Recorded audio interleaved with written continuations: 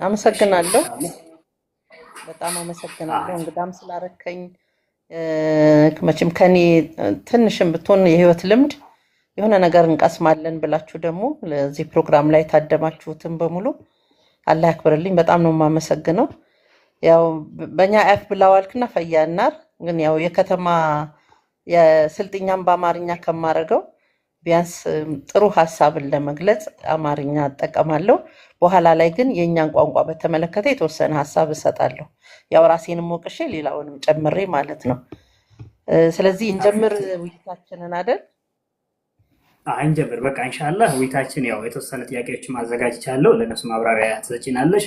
ቀጣይ ደግሞ ለእህቶችሽ የምታስተላልፊው ለወንድሞች ላሉ አሁን በማህበራዊ ሚዲያ ላሉ እህቶች እንደ ማህበረሰቡም ታትላልፊያሽ መልእክት ባለ ይጠቅማል ሚነሶላ ለበም ዋናም ታትልፍናሽ ኢንሻአላህ። ወደ ፕሮግራማችን እንግባ እና እስቲ ራስሽን አስተዋውቂና የት ነው ትውልድ እንዴት ነው የሚለው ራስሽን አስተዋውቂ። እሺ አመሰግናለሁ።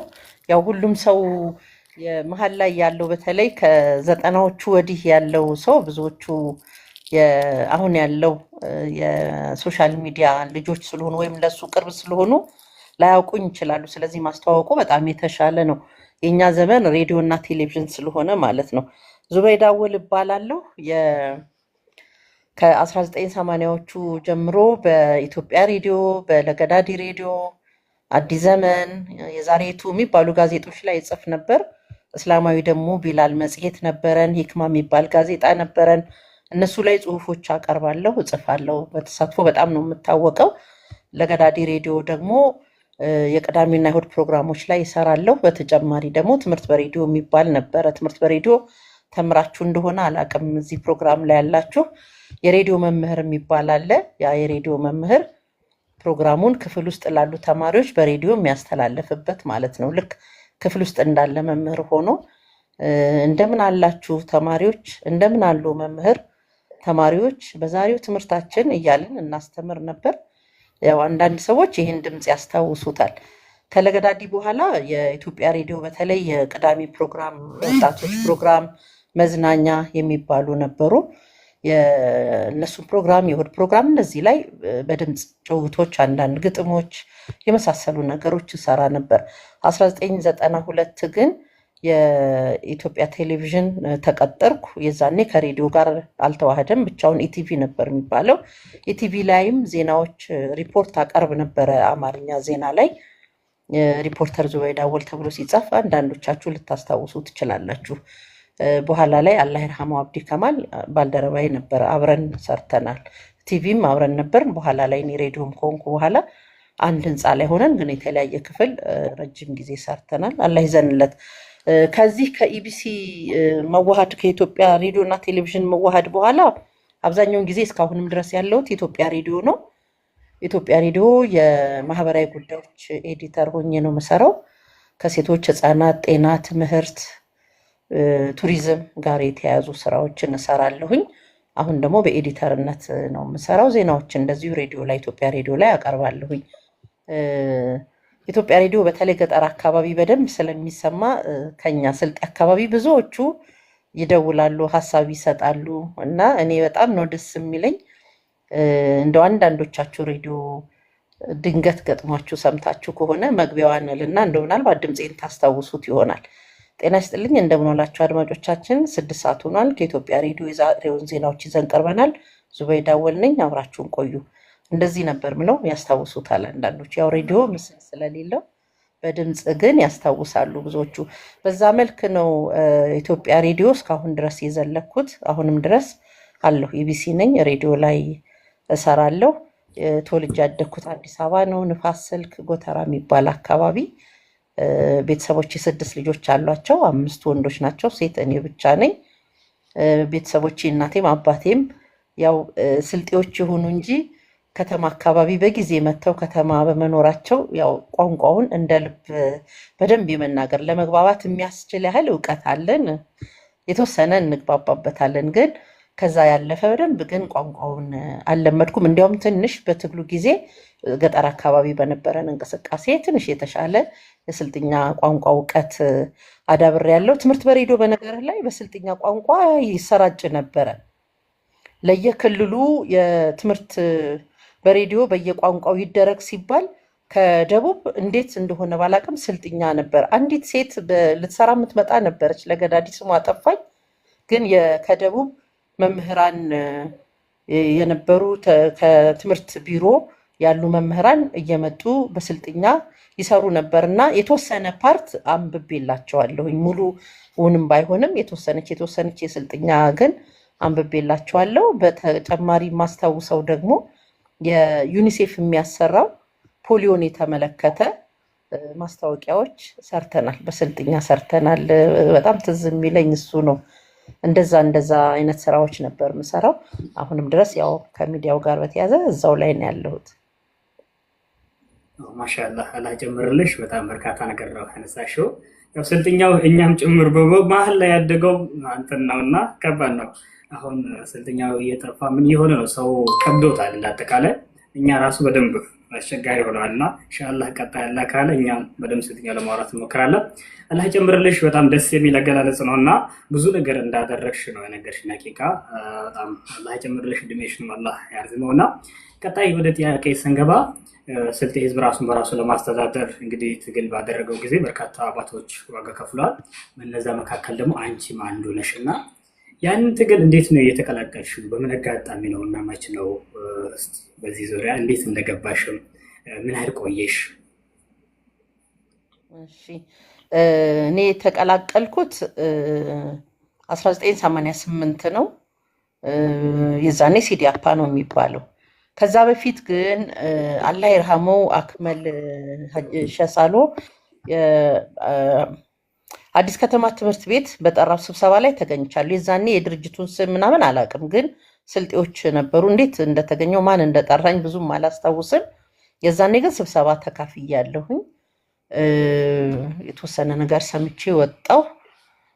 ከዛ በኋላ ግን አልሄድኩም፣ ምንም ጥሪም አልነበረም።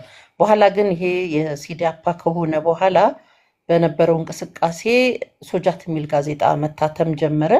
ሶጃት ገጠር አካባቢ የነበረውን ቅስቀሳ፣ የትግሉን ሂደት ምናምን የመሳሰለውን የሚዘግብ ጋዜጣ ነው። አንድ እትም እንዳዘጋጁ ያው ባለሙያ ስላልነበራቸው ባጎቴ በኩል አላህ ይርሃመው አብዱሻፊ ይባላል፣ እሱን አናገሩት። እነ ሙሀባ ይመስሉኛል እነሱን ስለነበር የሚያውቀው በኋላ ላይ እንዳየሁትና አናገረኝ። ጋዜጣ ጀምረዋል በስልጥኛ እና ሰው ይፈልጋሉ፣ ስለዚህ በደሞዝ እንድትሰሪላቸው ጠይቀዋል አለኝ። እሺ ያልኩትና ሄድን። ሀጂ ረዲ አላህ ይርሃማቸው ሱፐር ዳቦ ቤት ተክለ ሃይማኖት ይዘውኝ ሄዱ እነ ሙሀባ። ከዛ እሳቸው አናገሩን። 300 ብር ከፍላለሁ ደሞዟን፣ ስለዚህ እሷ ትስራ ብለው ተነጋገር። ያው የጽሁፍ ውል ምናምን የለም፣ ግን በዛ መልክ ተስማማን። እውነት ለመናገር ከ3 ወር በላይ ደሞዝ አልወሰድኩም። 300 ብር 3 ወር ወስጃለሁ። ምክንያቱም የዛን እኔ ለገዳዲ እሰራለሁ፣ ይከፈለኛል። የሚከፈለኝ ደግሞ በሰራሁት ልክ ስለሆነ ገጠር ለቀስቀሳ ስንሄድ ካልሰራው አይከፈለኝም እና የግድ እሱን ማካካስ ስለሚያስፈልግም ነው የተስማማሁት። የመጀመሪያ ጉዜ ከፈድሉ ጋር አላህ ይርሃመው ተወካዮች ምክር ቤት ተመርጦ ክረምት ላይ ወደ ተመረጡበት አካባቢ ሄደው እንዲያወያዩ እድል የሚሰጣቸው ጊዜ ነበረ እና የዛኔ የመጀመሪያ ጉዜ አሊቾ ሪሮ ነው የሄድነው ከሱ ጋር እኔና ሁሴን ከድር አሁን ሚንበር ቲቪ ያለው ሁለታችንን ይዘውን ሄዱ። እዛ ያየሁት ነገር በጣም እስካሁን ማረሰው እልህ ውስጥ የከተተኝ፣ ከዛ በኋላ ምንም ወደኋላ አልልም የምልበትን ውሳኔ እንደወስን ያደረገኝ ነበረ። ምክንያቱም ጠዋት ለስብሰባ ሰው ተጠርቷል። ስብሰባውን ግን እንዳናካሄድ ከለከሉን።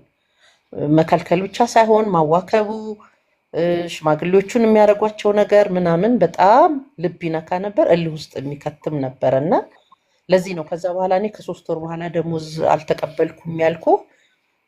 ብዙ ሊታገሉለት ብዙ ሊያደርጉለት እንደሚገባ የዛኔ ለራሴ ቃል ገብቻለሁ። ከዛ በፊት አንዴ ነው ገጠር የሄድኩት ቤተሰቦቼን ዘመዶቼን ለማየት። ያየኋቸው ነገሮች ነበሩ፣ ከመንገድ፣ ከውሃ፣ ከትምህርት ቤት እጦት፣ ከጤና ተቋማት ጉድለት። እነዚህ በጣም ልቤ ላይ ተቀምጠው የነበሩ ነገሮች ነበሩ እና አሁን ስልጤ ራሱን ለማስተዳደር የሚያደርገው ለማንነቱ የሚያደርገው ትግል ለነዚህ ነገሮች ውጤት ሊያመጣ እንደሆነ በጣም በደንብ ነው የገባኝ። ስለዚህ መታገል ያስፈልጋል ማለት ነው። መንገድ የለውም። የአፍቶ ሊንቃ ወርደን በእግር መግሪብ ላይ ነው የገባ ነው። ውሃ ወንዝ ሲቀዱ በዚህ በእጅ ቀተሽ ጠጪ ሲለኝ ያጎቴ ልጅ በቃ ቆሻሻ ውሃ አይቻለው።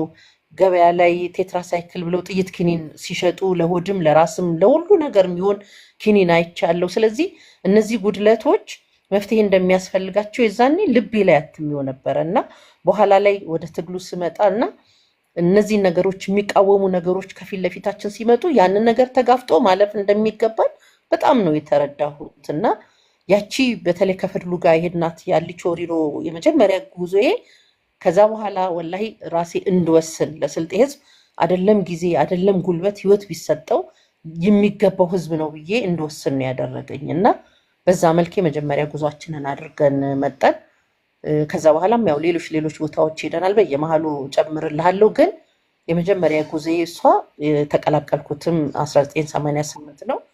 ህዝቡ ብዙ ጫና ነበረበት። ስብሰባ ሲወጣ ማዳበሪያ ይከለከላል፣ በተለያየ መንገድ እስር ይጠብቀዋል። እነዚህን ነገሮች ሁሉ ተጋፍጦ ነበር የሚመጣው እና እኛ ከተማ ሴፍ የሆነ ቦታ ተቀምጠን እችን ትግል ለማድረግ እችን አስተዋጽኦ ለማድረግ እንዴት ራሳችንን እንሰስታለን ብለን በጣም ራሳችንን ያሳመንበትና የገባንበት ነገር ነው።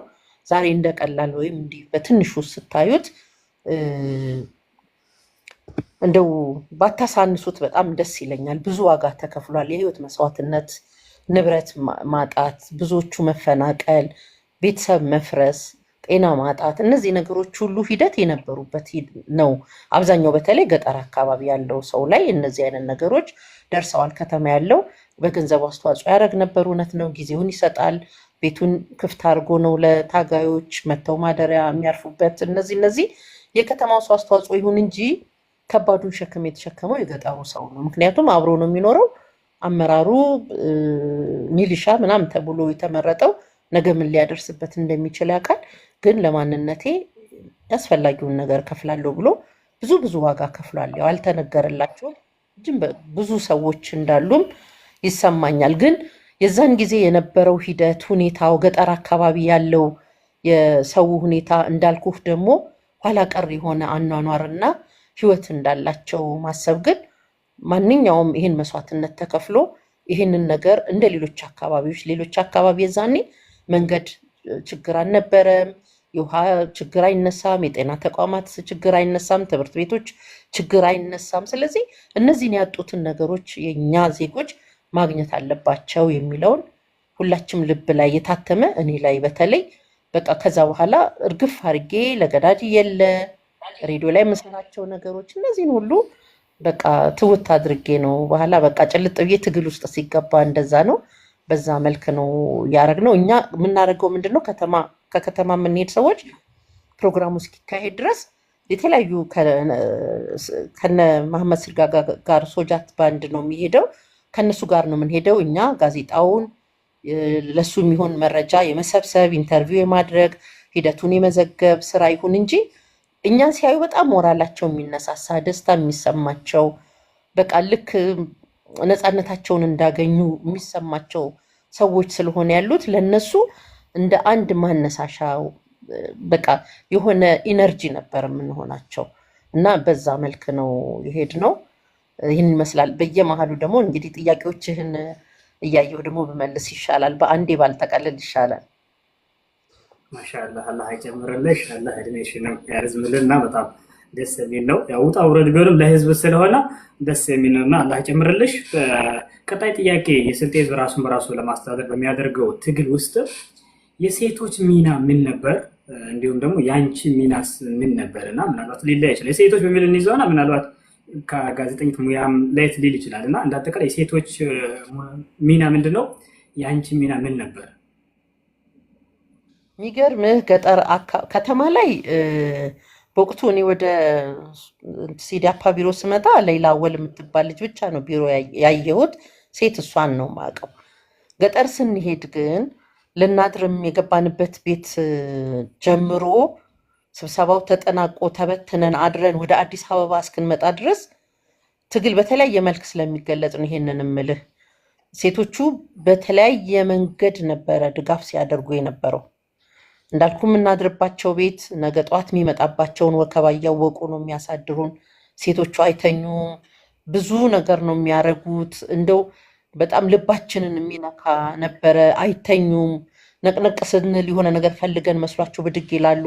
ሴቶቹ ላይ የምታየው ሞራል በጣም የሚገርም ነበር። ሁለተኛ ከአንድ አካባቢ ወደ አንድ አካባቢ ስንሄድ ለምሳሌ አንድ ጊዜ ከአልቾ ተነስተን ጎሞሮ ሄደናል። ሙሉ ቀን መንገድ ነው።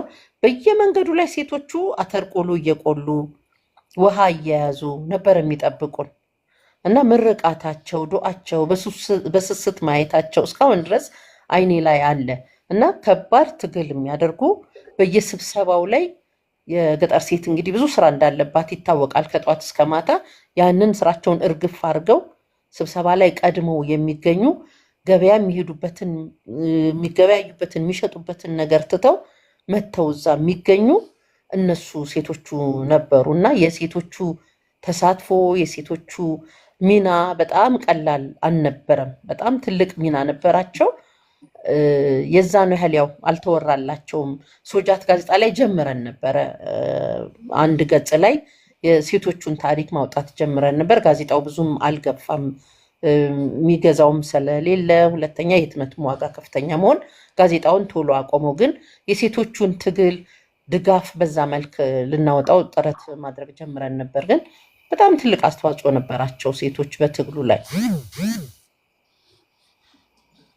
ማሻአላህ በጣም ደስ ይላልና እኛ ስለዚህ ብዙም አናውቅ፣ በተለይ ስለ ሴቶች አይወራም እና በሶሻል ሚዲያም በምንም ያሉ እንኳን አይመስልም ሀቂቃ እና ትንሽ ልጆች ናቸው ይሄ ግንዛቤ ያላቸው። አላህ ይጨምርላችሁ። በጣም ደስ ይላል። የእናንተ ውጤትም ጭምር ነውና ቀጣይ ጥያቄ ሙስሊም ሆነሽ ጋዜጠኝነትና እና የትግሉን ሂደትስ እንዴት ነው ቻልሽው? ሴትነት ራሱ የራሱ የሆነ ቻሌንጅ አለው፣ ከባድ ነው። በዛ ላይ ደግሞ ሙስሊም ሆነሽ በዛ አሁን ይሻላል ይመስለኛል ያለው ስርዓቱ ምንም አሁን ይሻላል። ሂጃብ ለብሰሽ ራሱ ጋዜጠኛ መሆን ይሄ ራሱ የራሱ የሆነ ቻሌንጅ አለው እና ከዚህ አንጻር እንዴት ነው የቻልሽ? እስቲ በዚህ ዙሪያ ያወሰና ትልቁ እና ከባዱ ፓርት እሱ ነው። እኛ ሀገር ሚዲያ ለሙስሊሞች ለሴት አይደለም ለወንዱ እንኳን ብዙ ምቹም አይደሉም፣ ይታወቃሉ። ክፍትም አይደሉም፣ ብዙ ቢሮክራሲ ይበዛባቸዋል። ለሴት ሲሆን ደግሞ የበለጠ ይታወቃሉ። ግን እኔ አስተዳደጌ ይመስለኛል እናታችን በጣም ጀግና ናት፣ አላህ ያቆይልን። አሁንም ሴትና ወንድ የሚል ልዩነት አልነበራትም፣ እኩል እድል ነው የምትሰጠን። ስለዚህ በቃ እኔ አንድ ሰው የሆነ ነገር ለማግኘት ጥረት ማድረግ ነው ያለበት እንጂ ሴት በመሆን ወንድ በመሆን የሚገኝ ወይም ደግሞ የሚመጣ ነገር የለም ብዬ እንዳድግ ነው ያደረገችኝ። ስለዚህ እዛ ቦታ ላይ የሚገጥመኝ ችግር ሁሉ እኔ ተጋፍጬ ማለፍ እንዳለብኝ እንዳስብ እንጂ ሴት ስለሆንኩ ነው ብዬ ወደኋላ እንድል አላደረገኝም። ስለዚህ ብዙ ብዙ ብዙ አይነት ችግሮች ታያለህ፣ በእድገት በስራ ምደባ፣ በቅጥር እነዚህ ነገሮች ሁሉ ሴቶች ሙስሊም ሴት ስትሆን ብዙ ጥያቄ ውስጥ የሚመጡ እና ወደኋላ እንድትሆን የሚያደርጉ ነገሮች ይገጥማሉ። ግን በህይወቴ ሙሉ እኔ ግን እነዚህን ስታገል በቻልኩት መጠን በስራዬ ለማሳየት ጥረት በማድረግ ምክንያቱም ስራዬ ከታየ ከዛ በኋላ ያለውን ነገር እነሱ የግድ ማንሳት አለባቸው። ለክርክርም ስለማይመች ሰው ጠንካራ መሆን አለበት፣ ጎበዝ መሆን አለበት። ሰነፍ ሆኖ ወደኋላ አረጋችሁኝ አገልላችሁኝ ማለት ግን አይቻልም። ስለዚህ መጠንከር ነው ያለበት። ከጠነከርክ ደግሞ ስራህን ካሳየ ሳይወድ በግድ ያ ሰው እንዲቀበልህ ያደርጋል። እና በተቻለኝ መጠን እኔ እስልምናዬንም በማይነካ መልኩ ስራዬንም ግን ሳልበድል የቻልኩትን ሁሉ ጥረት በማድረግ ነው ያሸነፍኩት እንጂ ሴት ሆነ ሙስሊም ሆነ ሚዲያ ላይ ቀርቶ ሌሎች ቦታዎች ላይ በጣም ከባድ በነበረበት ሰዓት ነው። አሁን ምቹ ናቸው፣ የተሻሉ ነው። በጣም ምቹ ባይባሉም የተሻለ የሚባልበት ሁኔታ ላይ ነው ያለ ነው። ግን የዛኔ እጅግ ከባድ ነበር። ግን አልሐምዱሊላህ ያው ተወጥቼዋለሁኝ በአላህ እገዛ። ማሻአላህ አላህ ይጨምርልሽ። በጣም ትልቅ ነገር ነው እና ሁላችሁም ሰምታችኋል። በተለይ አስፈላጊ ነው እና ለእህቶቻችን ምንም ማድረግ እንደምችሉም ጭምርና ቀጣይ ጥያቄ በኢቢሲ የጋዜጠኝነት ቆይታሽ የት ደረሽ? አሁን የት ላይ ነሽ? እና ወደፊትስ የምታስቢው ነገር ምን አለ? በዛው ለመቀጠል ነው ወይ የተለየ ነገር በራስሽም ሆነ ብዙ ነገሮች አሉና ምን ሀሳብ አለሽ? እስቲ በዚህ ዙሪያ የተወሰነ ማብራሪያ። እሺ አሁን ያለሁበት ደረጃ ኤዲተር ነኝ። ኤዲተር የመጨረሻውን ዜናም ሆነ ፕሮግራም ይዘቶችን አይቶ የሚያሳልፍ ነው። እዛ ደርሻለሁ። ነገር ግን አሁን የሚዲያው ስራ በቅጥር ደረጃ ኢንሻአላህ ይበቃኛል እያልኩ ነው። ብዙ ሀሳብ አለኝ ኢንሻአላህ። ቲክቶኩንም አሁን በእናንተ ዘመን እንግዲህ ወደ እናንተ ዘመን ደግሞ ጠጋላለሁ ኢንሻአላህ እና ዩቲዩብን ሴቶችና ወጣቶች ላይ ትኩረት የሚያደርጉ ፕሮግራሞች አስባለሁኝ። ሴቶችና ህፃናት በእኛ አገር ከብዙ ነገር አንጻር ድጋፍ የሚያስፈልጋቸው ትኩረት የሚያስፈልጋቸው ዘርፍ ነው ብዬ ስለማስብ ሴቶችና ህፃናት ላይ ትኩረት የሚያደርጉ ስራዎችን በግሌ ለመስራት አስባለሁ። በተጨማሪም ከአካል ጉዳተኝነት ጋር በተያያዘ ያለን ግንዛቤ በጣም ዝቅተኛ ስለሆነ እነሱ ያሉበትንም ሁኔታ ኢንሻአላህ የሚያሳይ የሆነ ነገር እሰራለሁ ብዬ አስባለሁኝ። ወደዛው ነው እንግዲህ ጥረቴ ኢንሻአላህ። እናንተም ያው ትከተሉኛላችሁ ብዬ ተስፋ አደርጋለሁ። ኢንሻአላህ አለን፣ ሁላችንም አለንና አብሽሪ ከጎንሽ ነን እና ማሻአላህ። ከዚህ ሁሉ ውጣ ውረድ ከትግሉ ከጋዜጠኝነቱ ከዚህ ሁሉ ለአንቺ ዋና ፈተና የነበረብሽ ምንድነው? ከቤተሰብ ሊሆን ይችላል። በቃ ከባድ ነው የምትይው ፈተና ምንድነው? የአንቺ ፈተና እስቲ።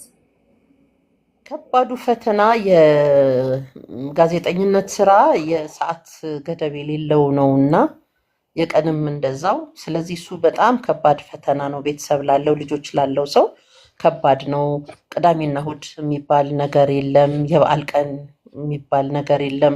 ተረኛ ከሆንክ ተረኛ ነህ። ሌሊት ትገባለህ፣ ማታ ታመሻለህ፣ ፊልድ አለ። እነዚህ ነገሮች ቤተሰብ ላለው ሰው በጣም ፈተና ናቸው። ግን አልሐምዱሊላህ አላህ አግዞኛል። እኔም የቻልኩትን ጥረት አደርጋለሁ። አንዳንዶቹን ነገሮች ደግሞ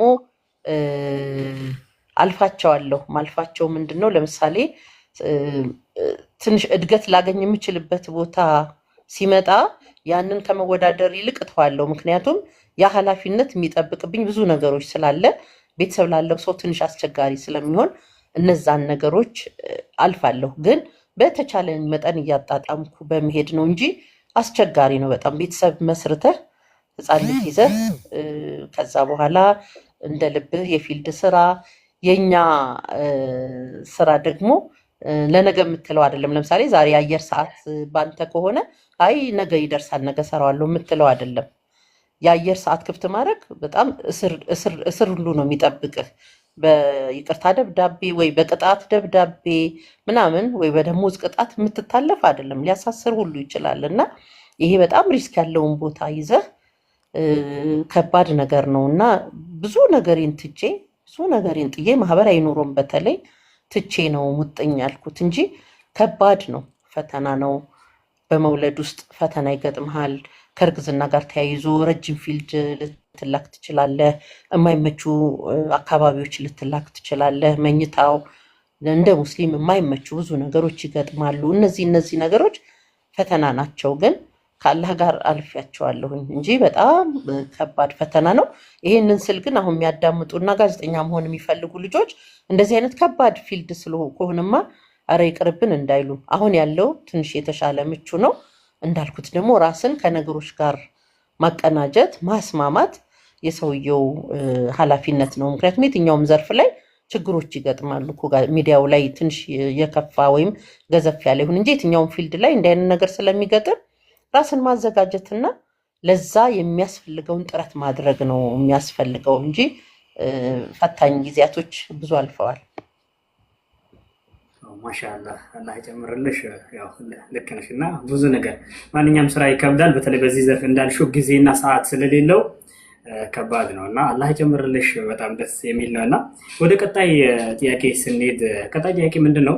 አሁን ወጣቶች ወደ ሚዲያ አሁን በፊት ሶስተኛ መንግስት ነው የሚባለው እና አሁን ከመንግስትም እኩል ሆናል። ሚዲያ ተጽዕኖ ፈጣሪ ሆናል ብዙ ነገር። ዛሬ ጫካ ገብቶት መታገል ሰብ ሚዲያው ላይ ነው ትግል የሚሆነው እና ከዛ አንጻር አዲስ ወደ ሚዲያ ለሚመጡ ወጣቶች ለእህቶችሽ የምትመክሪያቸው ምክር ካለ ለጀማሪ ለእኛም ጭምርና የምትመክሪን ነገር እስቲ ካለ ከአንቺ ተሞክሮ። እሺ፣ በመጀመሪያ ደረጃ የህዝብ ጋር የሚቀርብ የሚዲያ ብቻ ሳይሆን በግልህም የምትሰራው ነገር ምንጊዜም ተአማኒነት ያለው ስራ እንዲሆን ኃላፊነት መውሰድ ይገባል። እንደ ሙስሊም ደግሞ ግዴታም አለብን ሀቅ መናገር ግዴታችን ስለሆነ አንድ እሱን። ሁለተኛ ነገር ደግሞ ጋዜጠኛ ወይም የሚዲያ ስራ የሚሰራ ማንኛውም ሰው በየቀኑ ማንበብ፣ አዳዲስ ነገሮች ማንበብ፣ ማወቅ፣ ሌሎች ነገሮችን አሰስ ማድረግ ይኖርበታል። ምክንያቱም የብዙ እውቀት ድምር ውጤት ነው እሱን ኮች ሊያደርገው የሚችለው እና ይህንን ታሳቢ ማድረግ አለበት። እያንዳንዱ ቀን አዳዲስ ነገር የሚማርበት ከማንበብም ይሁን ከሰዎች መሆን አለበት እና ይህንን ታሳቢ ማድረግ አለበት። ጥረት ማድረግ አንዱ ሆኖ ማለት ነው። ራሱን ለእውቀት ሁሌ ማዘጋጀት አለበት። ማንበብ ግን ግዴታ ነው። ማንበብ መጽሐፍ ላይሆን ይችላል። መጽሐፍ ማንበብ ጥሩ ነው። መጽሐፍ ማንበብ እኔ አሁን አነባለሁኝ ባለችኝ ጊዜ እና ምን ያደርጋል መሰለህ፣ ቃላቶችህን፣ ንግግርህን እንደዚህ የተሳካ ጥሩ ተናጋሪ እንድትሆን የራሱ አስተዋጽኦ ይኖረዋል። ንባብ ይገራሃል በብዙ ነገር። ከዛ በተረፈ ግን እንዳልኩት ከአዳዲስ ነገሮች ጋር ሁሌም ራስን ማስተዋወቅ ማዘጋጀት ያስፈልጋል። ኤቲክስ ደግሞ አለው። ጋዜጠኝነት ኤቲክስ አለ። ያንን ማክበር ያስፈልጋል። እንግዳህን ማክበር፣ ለምትናገረው ነገር ኃላፊነት መውሰድ፣ ነገ ከሚያስጠይቅህ ነገር መጠንቀቅ። እነዚህ ነገሮች በወቅቱ ስትናገራቸው በጣም በቀላሉ የሚወጡ ነገሮች ነገ ብዙ ተጠያቂነት የሚያመጡ አንተንም የሚያጸጽቱ እንዳይሆኑ ጥንቃቄ ማድረግ ያስፈልጋል። እንግዳህን ደግሞ ማክበር ሲባል አሁን ልክ እንዲህ አክብረህ እንደጋበዝከኝ ሳይሆን ለሚናገረው ነገር ኃላፊነቱ ያንተም ስለሆነ አንዳንድ ነገር ሊስት ይችላል። እኛ ብዙ ጊዜ ኢንተርቪውም ላይ ስለሚገጥመን እሱ ስለተናገረ ብቻ አይወጣም። እሱን ጥያቄ ውስጥ የሚከተው ሌላ ችግር ውስጥ የሚከተው መሆኑን ካወቅ ማስቀረት አለ። በኃላፊነት አለበት ጋዜጠኛው እንጂ እሱ ተናግሯል እኔ ምን አገባኝ የሚባልበት አይደለም። በቃ የዛ ሰው ኃላፊ አንተ ነህ። ያንተ እንግዳ እስከሆነ ድረስ የእሱ ኃላፊነት ያንተ ነው። ይህንን ኃላፊነት መውሰድ ይገባል። እንዳልኩህ ብዙ እይታ ለማግኘት ወይ በሰዎች ዘንድ አድናቆት ለማግኘት ብቻ ብሎ ያንን ነገር ማውጣት የለበትም። ኃላፊነት ትልቁ ነገር ነው። በቃ ጋዜጠኛ አንድ መኪና ነጂ እኮ መሪውን ሲይዝ የራሱን መኪና ብቻ እኮ አይደለም የሚነዳው አይደል? ከጎንም ከግራም ከቀኝም ከኋላም ያለው መኪና ሁሉ የእሱ ኃላፊነት ነው። የነዛ አለመጠንቀቅ እሱንም ጉዳት ላይ ስለሚጥለው የራሱንም መኪና በአግባቡ ይነዳል፣ እነዛንም እየተቆጣጠረ ነው። ስለዚህ የምታመጣውም እንግዳ ያንተ እንግዳ ነው፣ ያንተ ኃላፊነት ነው ማለት ነው። ሳትሲል ከቻልክ ማስተካከል እዛው፣ ካልሆነ ግን ሪካርድ ከሆነ እንደዚህ አይነት አስጠያቂ ነገሮችን ማውጣት ነው እንጂ ይሄ ነው ሰውን የሚስብልኝ፣ ይሄ ነው በደንብ እይታ ሊያገኝልኝ የሚችለው ብሎ ማውጣት ተገቢ አይደለም። ከሞራልም አንጻር ከኤቲክሱም አይፈቅድም። የጋዜጠኝነት ኤቲክስ እንዳልኩ እንግዳ ያንተ እንግዳ ነውና ክብር ሊኖረው ይገባል። ማክበር ማለት የእሱንም ንግግር፣ ድርጊት፣ ብዙ ነገሮችን አንተ ኃላፊነት ወስደህ መያዝ ስለሆነ እዚህ ላይ ትኩረት ያድርጉ ላለ ወጣቶች። ከሁሉ በላይ ግን እንዳልኩት እውቀትን መፈለግ፣ በየቀኑ አዳዲስ ነገሮችን ማወቅ፣ መማር ከሌሎች ሰዎች። እውቀት አያበቃም። በቅቶኛል እኔ ጭርስ አድርጌያለሁ የምንልበት ሁኔታ እኮ የለም። እያንዳንዱ ቀን እንዳልኩ አዳዲስ ነገር ስለሚያመጣ ለዛ ዝግጁ መሆንና እኔ ከታናሼ እንዴት እማራለሁ፣ ታላቄስ እንዴት እሱ ከኔ እኩያ ሆኖ የሚባል ነገር የለም። እውቀት ከየትኛውም ዘርፍ ስለሚገኝ ራስን ለነዛ ሁሉ ዝግጁ ማድረግ ይገባል እላለሁ። ወጣቶቹ ይህን ትኩረት ያድርጉ። ከሁሉ በላይ ግን ጽናት ይኖራቸው። አሁን የምናየው ቶሎ ስልቹነት ይታያል። በአቋራጭ ቶሎ የሆነ ነገር ላይ መድረስ ይታሰባል። ግን ነገሮች በሂደት ሊመጡ እንደሚችሉ ለሱም ደግሞ ጽናት እንደሚያስፈልግ ማወቅ አለባቸው። ቶሎ የሚመጣ እውቅና፣ ቶሎ የሚመጣ ገንዘብ፣ ቶሎ የሚገኝ ብዙ ነገር ወዲያው እያየናቸው ነው አይደለ? ሲከስሙ ንግግራቸውን ባለመጠንቀቅ አንዳንድ ነገር ባለማድረጋቸው ቶሎ ደግሞ በሰዎች ዘንድ ሲጠሉ እናያለን የተወደዱትን ያህል። ስለዚህ ያ እንዳይመጣ ያንን አስጠብቆ ማለፍ አለበት። የመጣበትን የተወደደበትን ክብሩን ጠብቆ እንዲቀጥል በጣም ጥረት ማድረግ አለበት። እስካሁን ድረስ በጋዜጠኝነት የምናከብራቸው የምንወዳቸው የምንከተላቸው አሉ ጋዜጠኞች አይደል? ክብራቸው እንደጠበቁ በመጡበት መንገድ ቀጥ ብለው ይሄዱ። ስለዚህ ያንን ማስጠበቅ ደግሞ የወጣቱ ጋዜጠኛ ህልም ያለው ሰው ኃላፊነት ነው። በዚህ ላይ በደንብ ትኩረት አድርገው መስራት አለባቸው። ያው ሸምስ አንተንም ጨምሮ ለሁላችሁም ምክሩ ይጠቅማል። ኢንሻላህ በጣም ትልቅ ነገር ነው ያነሳው በሐቂቃ እና ብዙ ነገር ነው። አይሆንም እንዲህ ያልኩት ነገር አንስቻለሁ። አላህ ይጨምርልሽ፣ እድሜሽን አላህ ያርዝምልህ። በጣም ደስ ይላል። እስቲ እስካሁን በነበርሽበት ምናልባት አንድ ገጠመኝ የሚያስቅም ነገር ወይ አስተማሪም ደስ ያለሽ ነገርና ገጠመኝ ካለሽ እስታካፊን ቀጣይ ከመግባታችን በፊት። ቢያስቅ ገጠመኝ የለኝም። ያው እንትን የሚሉ እንደው የሚያስደነግጡ አንዳንድ ጊዜ የሚያሳስቡ እንደዚህ አይነት ነገሮች ናቸው እንጂ ብዙም የሚያስቅ እንደው ትንሽ ፈገግ የሚያደርግ ባይሆን አንድ ጊዜ የቲቪ ዜና የታዋቂ ሰዎች ሞት ይሰራል፣ ያው እናያለን ሚዲያ ላይ እና አንድ ቀን በጠዋት ጋቢ ለብሶ አንድ ወጣት ልጅ መጣ እና ተረኛ ነበርኩ እኔ።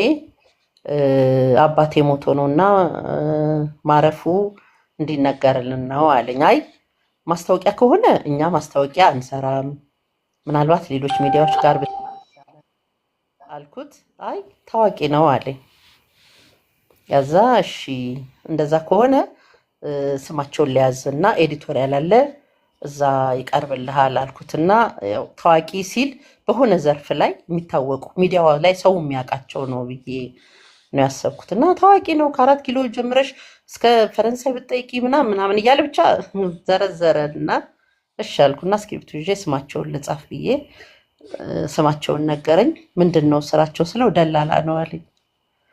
እና አሳኩም መሳቅም ክልክል ነው። እሺ በቃ ለኤዲቶሪያል ይቀርባል፣ ከዛ በኋላ መልሱን እንነግርሃለን ደውል አልኩትና ያው ይታወቃል እንደማያልፍ።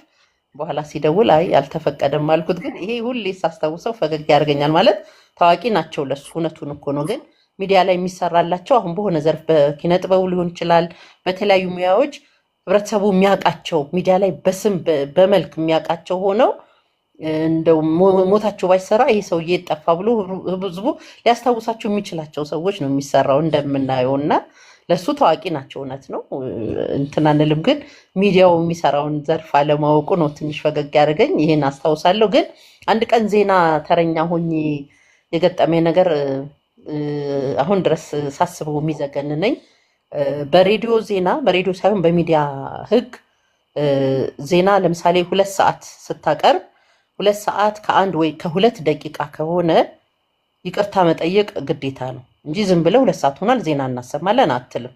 ክልክል ነው። ዜና ሰዓት መጠበቅ አለበት። ምክንያቱም የዜና ሰዓት በሰዓቱ አለመቅረብ ሀገሪቷ ላይ የሆነ ነገር እንደተፈጠረ ማሳያ ነው ተብሎ ነው የሚታሰበው እና ተጠንቅቀህ ነው።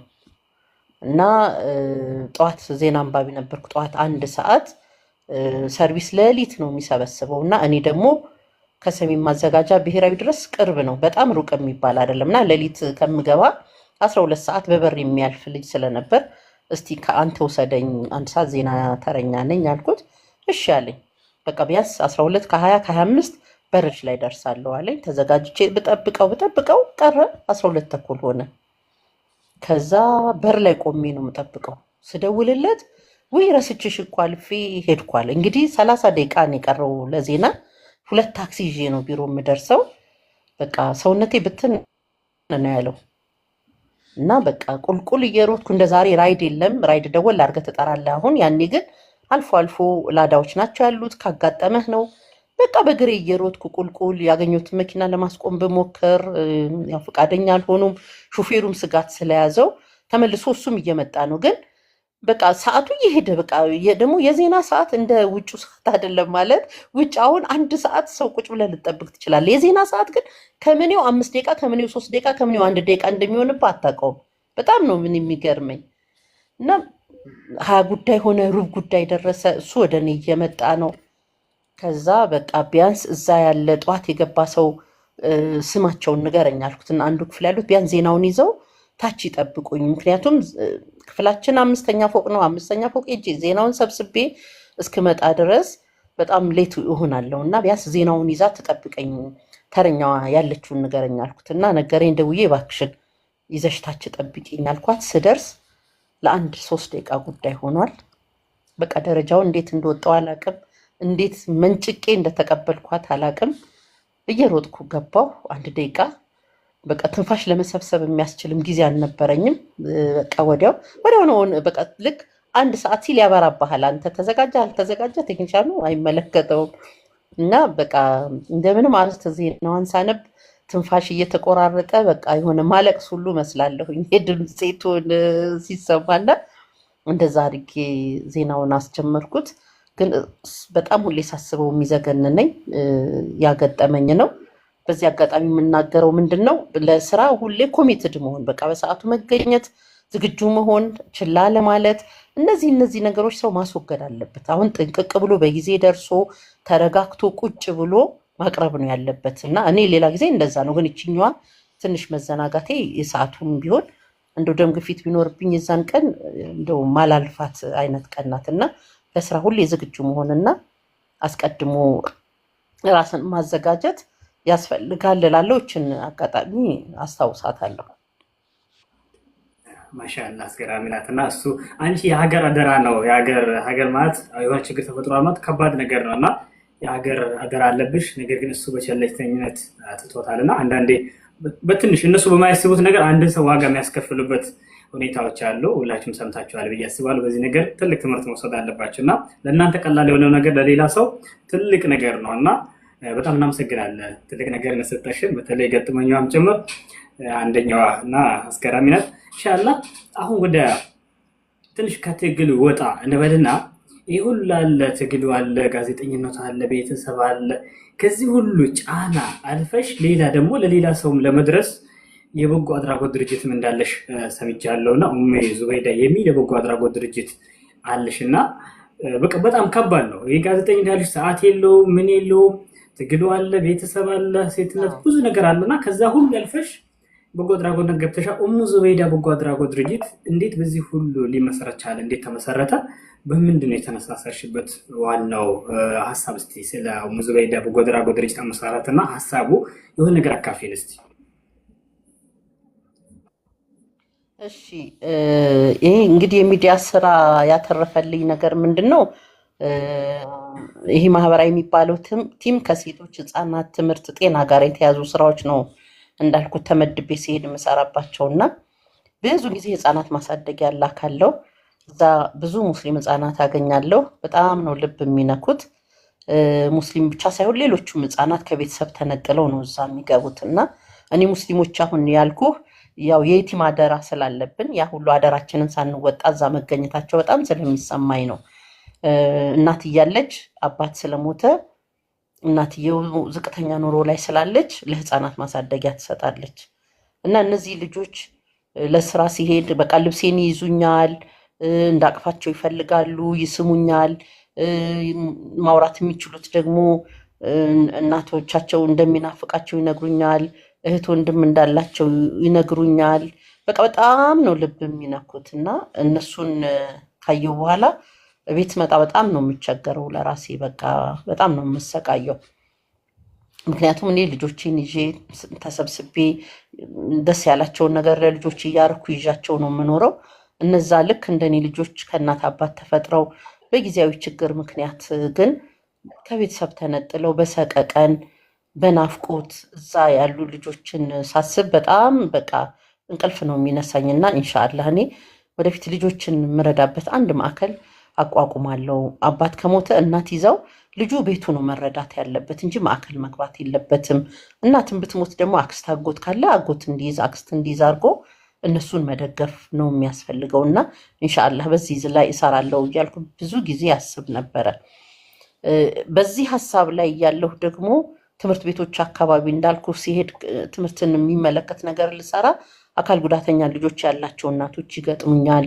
አዝለው ነው የሚያመጡት እና ይነግሩኛል። በቃ ወገቤ በሽተኛ ሆነ፣ ኩላሊቴን ታመምኩ፣ እስቲ ዊልቸር የሚደግፈኝ ሰው ፈልጊልን፣ በቃ አሁንማ ከኔ የበለጠ ልጁ ይዤው ወደኩ ምናምን ይላሉ እና የእነሱ ደግሞ በጣም የከፋ ሆነብኝ። እንደዛ አይነት ልጅ ስላለ አባትም ጥሎ ጠፍቷል፣ ብቻቸውን ነው የሚያሳድጉት፣ ዘመዶቻቸው ትተዋቸዋል፣ ለድርጅት ስጪ ጣዩ እንደዚህ ስለሚሏቸው በዛ ሰበብ ከቤተሰብ ተቆራርጠዋል እና የእነሱ ደግሞ በጣም ልብ ይነካል እና በቃ አካል ጉዳተኛ ልጅ ያላቸውን እንዲያውም እናት መረዳት ያለባት፣ ልጆቹም ደግሞ እንደ ጉዳታቸው ሁኔታ ድጋፍ ተደርጎላቸው መማር የሚችሉት መማር የማይችሉት ማለት ሙሉ የአካል ጉዳት ያለባቸው ኦቲስቲክ የሆኑ ልጆች እድሜ ልክህን እየረዳሃቸው ንጽህናቸውን እየጠበቁ ማኖር ነው እንጂ ሌላ ምንም አታደርግላቸውም። በቃ አይናገሩም፣ አይሰሙም፣ አይንቀሳቀሱም ምናምን ብቻ አላህ ይቅር ይበለን ነፍስ ብቻ ነው ያላቸው እና ስለዚህ እነዛ ባሉበት ሁኔታ መደገፍ፣ መማር የሚችሉትን ግን እንዲማሩ ማገዝ፣ እናቶቻቸው ደግሞ ገቢ እንዲያገኙ የራሳቸውን ስራ እንዲሰሩ ማድረግ ነው የሚገባው እያልኩ ማሰብ ጀመር።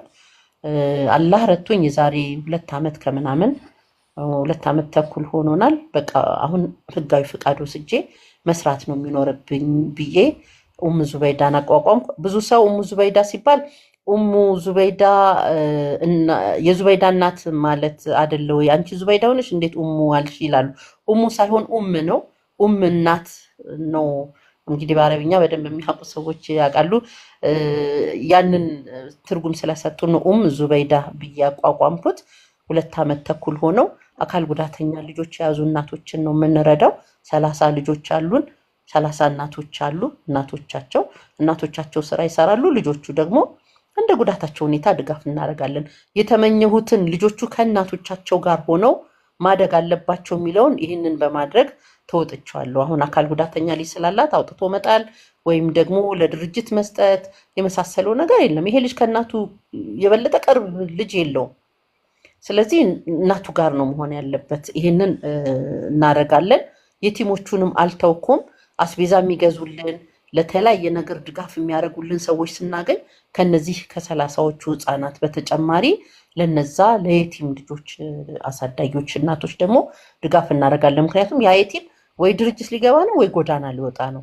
ይሄንን ነው መከላከል ያለብን። እኛ ደግሞ ህፃናት ማሳደጊያ በጣም ልቤን የሚነካኝ አንድ ነገር ብነግርህ፣ ልጆቹ ህፃናት ማሳደጊያ ያሉ ልጆች እንደኛ ልጆች አይደለም የአእምሮ እድገታቸው ማለት የኛ ልጆች አሁን የእናት አባት፣ አክስት፣ አጎት፣ ሰርግ፣ ለቅሶ ምናምን የሚባል ማህበራዊ ኑሮን በደንብ ያውቃሉ። እነዚህ ልጆች ምንም አያውቁም። የሚያውቁት ዘበኛውን፣ ሞግዚታቸውን፣ ምግብ አብሳይዋል።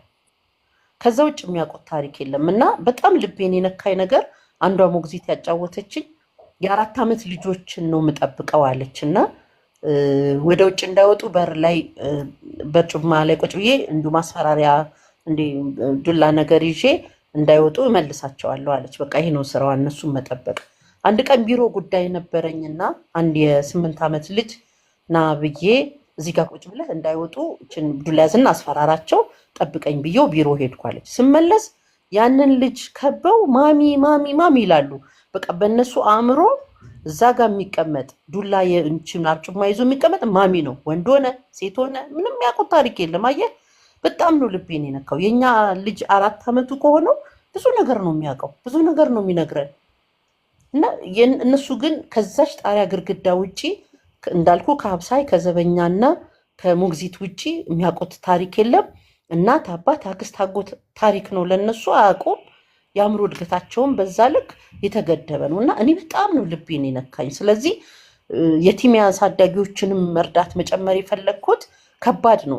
2 ዘርፍ መያዝ ከባድ ነው። በጎ አድራጎት እንደሚያስቡት አይደለም። ወላሂ ከገባሁበት በኋላ ብዙ ነገር ነው የተረዳሁት። ምነው በቀረብኝ ያልኩባቸውም ቀናቶች አሉ።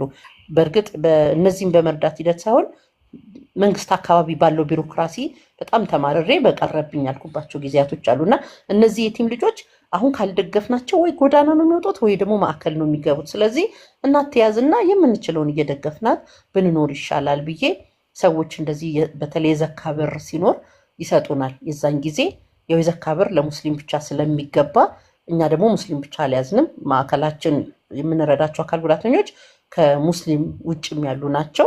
የዘካ ብር ግን እነሱን ስለማይመለከት እንደዚህ የቲም አሳዳጊ ለሆኖች እነሱ እንረዳለን። በዛ መልክ ነው ያቋቋምኩት። መነሻዬ ያ ነው። አልሐምዱሊላ እንዳልኩ አሁን 30 ህፃናቶችና እናቶቻቸውን እንረዳለን። አሁን 18 ሰዎች ወላጆች ተመዝግበው እየጠበቁን ነው። የዚህ 2019 እቅዳችን እነሱንም ታሳቢ ያደረገ ስራ መስራት ነው። በተጨማሪም ፊዚዮቴራፒ፣ ሌሎች የስፒች ቴራፒ የመሳሰሉ ሕክምና ስለሚያስፈልጋቸው እነዚህ ነገሮች አብሮ መስራት እቅድ ብለን ያዝነው ነው። ኢንሻአላህ ሊያሳካልናል። ማሻአላህ አላህ ሰብሽን ያሳካልሽ። 30 ማለት እኔ በቋሚነት እንደምትረጂው ነው የደረሰኝ መረጃው። 30 ማለት በጣም ከባድ ነው። በቋሚ በዛ ላይ ደግሞ ቋሚ 30 ሰው እንትን ማለት ከባድ ነው። ወደ ቀጣይ ጥያቄ ስገባ አንቺ የበጎ አድራጎት ድርጅትሽ ያው ቢያገኝ ሁሉም ነገር ይሰራል፣ ቢችል አቅም ቢኖረው በየትኛው ከሄረ ነገር ሁሉም ይሰራል። አላማውም ያ ስለሆነ ያንቺም አላማ እቅድሽ ያ ስለሆነና በዋናነት የሚያተኩረው በምን ላይ ነው? ያንቺ በጎ አድራጎት ድርጅት የሚያተኩረው ልጆቹ እንደ ጉዳታቸው ሁኔታ ትምህርት እንዲማሩ ማድረግ ሆኖ ዋና እነዚህ ልጆች ጤናቸው ተጠብቆ ጉዳታቸው ከዛ በላይ ሳይባባስ ባለበት ሁኔታ መገደብ ነው። ያንን ለማድረግ ደግሞ የሕክምና ክትትል አንዳለ አልፎ አልፎ እሱን ድጋፍ እናደርግላቸዋለን። በዋናነት ግን የምግብ ድጋፍ ነው የምናደርገው። አስቤዛ ድጋፍ እናደርጋለን። ምክንያቱም ከፍተኛ የሆነ የቫይታሚን እጥረት ልጆቹ ይታይባቸዋል። እንዲሁም ከፍተኛ የአጥንት መሳሳት አለባቸው። ስለዚህ እነዛን በሕክምና ይህንን ግን ጉዳታቸው ባለበት ቦታ እንዲቆም ከዛ በላይ እንዳይጎዱ ምግብ ያስፈልጋቸዋል፣ የተመጣጠነ ምግብ። በዋናነት የምግብ ድጋፍ ነው የምናደርግላቸው። እነሱ አላምጠውም ስለማይበሉ በቀላሉ ሊበሏቸው የሚችሏቸውን ምግቦች ነው ድጋፍ የምናደርገው። ዳይፐር ነው የሚጠቀሙት ብዙዎቹ ሁሉም ከ30ዎቹ 4ቱ ብቻ አይነ ስውር ስለሆኑ ዳይፐር አይጠቀሙም እንጂ ሌላው ሁሉ ዳይፐር ይጠቀማል። ስለዚህ ለእነሱ የዳይፐር ድጋፍ እናደርጋለን በየጊዜው። የንጽህና መጠበቂያ ሴቶችም አሉ፣ ወደ 15 ዓመት የሆናቸው ኦቲስቲክ ልጆች አሉ። እነሱ ሞዴስ ድጋፍ እናደርጋለን። የንጽህና መጠበቂያ እነዚህ ሳሙና፣ የተለያዩ ነገሮች ለልጆቹ ንጽህና የሚያገለግሉ ነገሮች በዋናነት እሱን ድጋፍ እናደርግላቸዋለን። ዊልቸር ግን ትልቁ ስራችን ነው።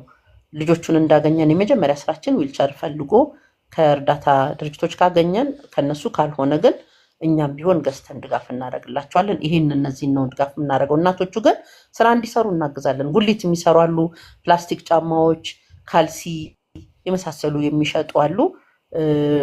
በአመት አንዴ ወይ 2 ጊዜ ደግሞ ስልጠና እናዘጋጅላቸውና እርስ በርስ የሚማማሩበት የሚገናኙበት መድረክ፣ ልጆቻቸው እንዴት ኬር እንደሚያደርጉ ግንዛቤ የሚወስዱበት ስልጠና እናዘጋጅላቸዋለን።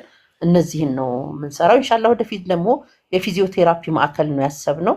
ልጆቹ አንዳንዶቹ የሚቆጭህ በቀላሉ በሕክምና ድጋፍ ለውጥ ማምጣት የሚችሉ ሆነው ያንን ባለመደረጉ ዘላለማቸው እንደዛ ሆነው የሚቀሩ አሉ። ለምሳሌ አንዷ ልጅ ስናገኛት ዊልቸር ላይ ተቀምጣለች፣ ግን ደረቷ ጉልበቷ ላይ ደርሷል። ቀና ማለት አትችልም። እና እንደው አላህ ይስጣቸው የአሚን ሆስፒታል ባለቤት ዶክተር መሐመድ ሽኩር ስንገናኝ እኔ ማገዝሽ ነገር ካለ ሕክምና ልጆቹ በማንኛውም ሰዓት በሬ ክፍት ነው ስላሉኝ እቺን ልጅ ሳይ ለውጥ ሊኖራት ይችላል ብዬ ደወልኩና አምጫታለሁ። ስወስዳት ታየች። ከፍተኛ የአጥንት መሳሳትና የቫይታሚን እጥረት ነው ያለባት። መድኃኒት ተሰጣት፣ መርፌ ታዘዘላት። በጣም በሚገርም ሁኔታ ልጅቷ በቂጧ ቁጭ ማለት ቻለች፣ ተንፏቃ መሄድ ቻለች። እና እንደዚህ በቀላሉ ለውጥ ማምጣት የሚችሉ ልጆች ናቸው። በቃ አስተኝተዋቸው የሚውሉት ተኝተው ይውላሉ፣ ተኝተው ያድራሉ። በጣም ነው ልብ የሚነቁት። ትንሽ ደቂቃ ዊልቸር ላይ ይቀመጣሉ፣ ከዊልቸር ላይ ፍራሽ ላይ ይደረጋሉ። ስለዚህ እነዚህ ፊዚዮቴራፒ ቢደረግ አካላቸው እንቅስቃሴ፣ እጃቸው፣ እግራቸው ማንቀሳቀስ ቢችሉ የተወሰነ በመንፏቀቅ መሄድ ይችላሉ። እጃቸውን አንቀሳቅሰው በራሳቸው ለመመገብ ጥረት ያደርጋሉ። አሁንም እናት ናት የምታበላው። ስታበላቸው ደግሞ አንድ እናት አንድ ልጅ ለማብላት በትንሹ 2 ሰዓት ነው የሚፈጅባት ስትናገር። ስለማያላምጡ በጣም የላመውን ነገር አፋ ውስጥ እንዲህ በቃ በማንኪያ ይዛ ከርሞ ከርሞ ከርሞ ነው የሚውጠው ስለማያላምጥና 2 ሰዓት ይፈጅብኛል ትላለች። ስለዚህ እነዚህ በቀላሉ ጥረት ተደርገው ለውጥ ማምጣት የሚችሉትን ለውጥ እንዲያመጡ ማድረግ ስለሚያስፈልገን የፊዚዮቴራፒ ማዕከል ነው ያሰብነው ኢንሻአላህ። በዚህ አጋጣሚ ሕክምና ባለሙያዎች፣ የስነ ልቦና ባለሙያዎች፣ የልዩ ፍላጎት ትምህርት የተማሩ እናንተ ጋር አሁን እዚህ ፕሮግራሙን የሚሰሙ ካሉ ድጋፍ ቢያደርጉልን፣ 1 ቀን መስዋዕትነት ከፍለው ልጆቻቸውን ቢጎበኙ፣ እናቶቻቸው ምን ማድረግ እንዳለባቸው ቢያስተምሯቸው፣ ቢመክሯቸው፣ ልጆቹም ደግሞ እንደው ፊዚዮቴራፒ ከተቻለም አንዳንድ ነገር ለእንቅስቃሴ የሚረዳ ነገር ድጋፍ ቢያደርጉላቸው በዚህ አጋጣሚ ጥሬን ማቅረብ ፈልጋለሁኝ። አደራም ጭምር እላለሁ። ማሻአላህ አላህ ጨምርልሽ። አይደለም ለአንድ ሰው ብቻ ሰበብ ሆኖ አፍያ ማግኘት ሀቂቃ በጣም ትልቅ ነገር ነው። አላህ ጨምርልሽ። ቀጣይ ጥያቄ፣ በበጎ ስራዎችሽ ውስጥ ያጋጠሙሽ ዋና ዋና ችግሮች ምንድን ናቸው? እስቲ እነሱን ምን ናቸው አሁን የሚገጥሙሽ ችግሮች? አሁንም በቃ አሉ የምትያቸው ችግሮች? አዎ አንዱ የመንግስት ስራ ላይ ሆኖ ተጨማሪ ይህንን ስራ መስራት ከባዱ ፓርት ነው። እኔ አሁን በረፍት ቀኔ ነው እነዚህን ስራዎች የበዓል ቀን ማልገባ ቀን ነው የምሰራቸው። ይሄ ትልቁ ከባዱ ነገር ነው። ሁለተኛ ከመንግስት ጋር ያለው ቢሮክራሲ። አሁን በጎ አድራጎት ሲባል ብዙ ሰው አእምሮ ላይ ያለው ገንዘብ በጣም የሚበላበት እንደው ራስህን ለማበልጸግ የምታቋቁሙ ወይም እንደዛ የምታደርግ ነው የሚመስለው። ውስጡ ስንገባ የድሮውን አላቅም። አሁን ባለው ሁኔታ ግን ለአንድ እናት የሚሆን ዳይፐር ማግኘት እኛ በጣም ይቸግረናል። በቃ ልጁ ቆሰለብኝ ቁጭ አድርጌው ስለሞል ዊልቸር ላይ በቀን 5 ዳይፐር ነው የሚያስፈልጋት። እስከ ሌሊት አንዳንዴ እስከ 7ም ድረስ ሊያስፈልጋት ይችላል። ስለዚህ ያንን ማድረግ ስለማችል አንድ ያደረገችለትን ልታውልበት ትችላለች። በዛ የተነሳ ቆሰለ ልጁ። በቃ የማረገው ነገር ግራ ገባኝ። እንደዚህ ለምትለን እናት እንኳን ዳይፐር መስጠት የምንቸገርበት የምናጣበት ጊዜ አለ። አንዳንዶቹ ኦቲስቲክ ያለባቸው ልጆች ረሃብ አይችሉም። በጣም ነው የሚረብሹት። በጣም ከምነግር በላይ እጃቸውን ይነክሳሉ፣ ያገኙትን ነው ሰው ይነክሳሉ። እና በጣም ከባድ ነው። እና እባክሽን ምግብ ፈልጉልን፣ ልጅቷ በቃ አላስተኛ አለች፣ የሌሊት አንተኛም፣ ግድግዳ እየደበደበች እንደዚህ ነው የሚሉት። እና ያንን ፍላጎትን ማሟላት አለመቻል ስቃይ ነው። ገብተህበታል፣ የምትወጣው አይነት አይደለም። ጀምረዋል።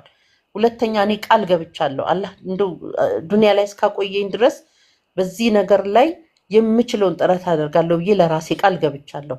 በዛም ሰበብ ብዙ ነገሮች በግል ህይወቴ ላይ ያሉ ብዙ ነገሮችን መስዋዕትነት ከፍያለሁ። ስለዚህ ወደኋላ ማልልበት ሆኖ ነው እንጂ ያለው ነገር በጣም ተስፋ አስቆራጭ፣ በጣም ከባድ ነው። የመንግስቱ ቢሮክራሲ እንዳልኩ ገንዘብ የምታገኝበት ስለሚመስል በእያንዳንዱ ቢሮ ስትሄድ የሚገጥምህ ነገር በጣም ከባድ ነው። ወደዚህ ስትመጣ ደግሞ ህብረተሰቡ አይረዳህም። እንዳልኩ አንተን ልትከብርበት ብዙ ነገር ልታገኝ የምትችልበት አድርጎ ይመለከትሃል። እና ይሄ በሁለቱ መሀል አጣብቂኝ ውስጥ ነው የምትገባው። የእውነት ግን እኔ በቃ አላማ ብዬ ስለገባው እንዳልኩ ቃል ስለገባሁም ሁለተኛ እነዚህን ልጆች እያየሁ ተኝቼ ስሰቃይ ሳለቅስ የነበርኩትን አሁን ቢያንስ ለእነሱ የሆነ ነገር አስተዋጽኦ በማድረግ ራሴን ማረጋጋት አለብኝ ብዬ በመወሰን ገባሁበት እንጂ እጅግ በጣም ፈታኝ፣ ብዙ መስዋዕትነት የሚጠይቅህ ከምነግርህ በላይ ማለት ሰው እጁ ላይ ያለን ነገር ሊሰጥ ይችላል። እጁ ላይ የሌለን ነገር ከሌላ ሰው ፈልጎ ለማምጣት ግን በጣም ፈታኝና ከባድ ነው። እና ያንን ትግል ነው የምትገጥመው። አንተ ቢኖርህ እኮ ስጥት አድርገህ ትገላገላለህ። ይሄ ግን ገና ፈልገህ የምታመጣው ነገር ነው። ቃል የገባውም ተስፋ አድርገህ በቃ በዚህ ጊዜማ አሁንማ ብለህ ስትል ባዶ ነው የሚሆነው። እና የግል ልመና የሚያደርግብህ አለ። በቃ ለግልህ እንደምትለምን ኃላፊነት እንዳለበት የማይሰማው። እኛ እንደ ሙስሊም ደግሞ በጣም ነው አላህ አደራ ያለን። የቲምን አደራ ብሎናል፣ የተቸገሩ ሰዎችን አደራ ብሎናል። እና እነዚህን ነገሮች የኔ ኃላፊነት ነው የኔ ግዴታ ነው ከማለት ይልቅ አንተን እንደለማኝና በቃ የሆነ ለአንተ ችሮታ እንደሚያደርግ አድርጎ ማሰብ ይገጥማል። ይሄ በጣም ከባዱና ፈታኙ ነው። ግን አልሐምዱሊላህ እኔም ተስፋ አልቆርጥም። አላህ ደግሞ ሰዎች አሉት፣ ሰበቡን ያደርሳል። በዛ መልክ ነው እስካሁንም የገፋ ነው እንጂ ከባድ በጣም ቻሌንጅ ያለው ስራ ነው። ፈታኝ ጊዜዎችንም አልፈናል። አልሐምዱሊላህ አሁን ትንሽ ይሻላል መሰለኝ። አብሽሪ ማሻአላ። እና ኢንሻአላ ከይር ነገር ስለሆነ ብዙ ቻሌንጆች ሊኖሩ ይችላል፣ ግን ማለፉ አይቀርም። እና ከይር ነገር ነው፣ መጥፎ ነገር አይደለምና ከታች ያሉ እህት ወንድሞች ሁሉም አለን እያሉ ነው፣ ሁሉም ከጎንሽ ይቆማሉ። ቀጣይ ጥያቄ ምንድን ነው? አሁን ህብረተሰቡ በምን ቢያግዝሽ? አሁን ይሄ ድርጅትም አሁንም ትልቅ ደረጃ ነው፣ 30 ሰው በቋሚነት ማለት ሌሎች ነገሮችም ትልቅ ደረጃ ነው ይሄ። እና ከዚህም በተሻለ ትልቅ የምታደርግበት ምን ብናግዝሽ? እንደው ጀማውም ህብረተሰቡ በምን ያግዝሽ? በየትኛው መንገድስ ማገዝ ይችላል? ላግዝም ካለ በየትኛው መንገድ ማገዝ ይችላል? እሺ በመጀመሪያ ለዚህ ቀንና አስተሳሰባቸው ሁሉ አላህ ያክብርልኝ። በጣም አመሰግናለሁ። ሰው የሚያግዘው ባለው ነገር ነው። ሁሌ እገዛ ሲባል ሰው ገንዘብ ነው የሚያስበው እና ገንዘብ ብቻ አይደለም። ሰው ያለውን ነው የሚሰጠው። አንዱ እውቀት አለው፣ አንዱ ጊዜ አለው፣ አንዱ ጉልበት አለው፣ አንዱ ገንዘብ አለው አይደል? ስለዚህ እነዚህ ነገሮች ሁሉ ድጋፍ ናቸው ማለት ነው። ስለዚህ ይህንን ድጋፍ ለማድረግ ነው ሁሉም መዘጋጀት ያለበት። እኔ ይህንን ነው መስጠት የምችለው፣ እኔ ይህንን ነው ማድረግ የምችለው የሚል ሁሉ ማድረግ የሚችለውን ማድረግ ይችላል። በዛ መልክ ድጋፍ ማድረግ ይቻላል። ከዛ በተረፈ ግን ጊዜ ያለው ሰው ደግሞ ጊዜውን መስጠት ይችላል። እኔ ጊዜ አለኝ፣ ስለዚህ ይህንን ጊዜን ለዚህ አንቺ ለምትሰሪያቸው ስራዎች ማዋል እችላለሁ የሚል ቤተሰብ የመጎብኘት እንዲህ አይነት ችግር ያለባቸውን ቤተሰብ የመጎብኘት ብዙዎቹ በጣም ከሰው ተገልለው ስለሚ ለእነሱ በጣም ብርቅ ነው። ስለዚህ እኔ ገንዘብ የለኝም እውቀትም የለኝም ጊዜ ግን አለኝ የሚል ሰው ለምሳሌ አስቤዛ የምናከፋፍል ቀን መጥቶ እኛን በማገዝ ሊረዳን ይችላል። ቤት ለቤት ሄደን አንዳንድ ድጋፎች ስናደርግ ወይም ደግሞ የሚሰሩትን ስራ እየሄድን እንጎበኛለን። እንደዛ ጎብኝት ስታደርጉ አንድ ቤተሰብ ጋር አብሬያችሁ ብሄድ እንደው አንድ ቀን አጠገባቸው ቁጭ ብዬ አንድ ጀበና ቡና እስቲ አፍሉ ብዬ ቁጭ ብዬ አብሬያቸው በጠጣ እንደዚህ የሚለው ሁሉ በቻለው መልኩ ማገዝ ይችላል።